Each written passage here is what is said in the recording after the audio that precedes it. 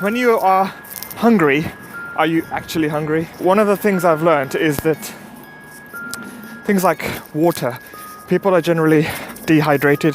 Most people walking around do not have the right level of hydration. So we think we're hungry, but we're actually just thirsty, and we end up eating food which just adds unnecessary junk into our system. So there's 6 types of hunger. So the first one I just mentioned is actually thirst.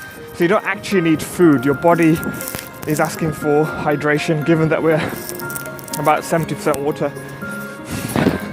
The second one is actually nutrition. So your cells are generally craving some sort of nutrition to help them grow, to build, to repair. So that's the only real type of hunger that we have, where we actually need to eat food that is nutritional.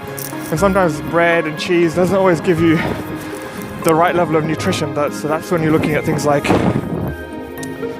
vegetables, even non-veg, meat, chicken, fish, all those kind of things provide. Variety is one of those. So as human beings, we crave variety in our diet, which is an indicator to get different nutrients. So if you're just eating the same food, you may not be getting the variety that our bodies need.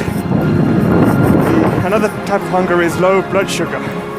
So typically, we don't actually need to eat food, but our body is really low on sugar. And a good way to overcome this is to actually eat like low glycemic index foods. So things that have slow releasing sugars, which can make a real difference. A big one that a lot of people struggle with is emotional hunger. So how many times have you eaten chocolate or even linked memories with food? So, you know, your mom used to make this kind of food for you, or when you're stressed out, you know, you turn to the chocolate or junk food or fried food. I know I suffer with that one a lot. So when you have emotional hunger, you know, your body actually doesn't necessarily need, you're not actually hungry, you just have an emotional craving. And there are ways of overcoming that emotional craving. So for example, sometimes you may actually just be feeling lonely, or you need some love.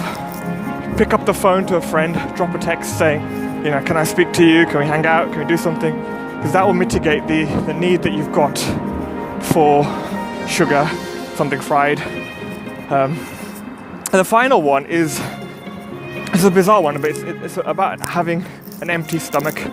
So, you know, as human beings, we're designed to eat well when food was available back in kind of prehistoric days, and then sometimes you wouldn't get food. So our stomach itself has a capacity to expand and to shrink, and sometimes when the stomach is completely empty, it's kind of a behavioral response saying, you know, we need to fill this up because we're not sure when food's going to arrive.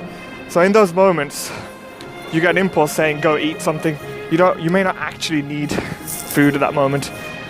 So just to repeat, so you've got thirst, so your body's craving dehydration.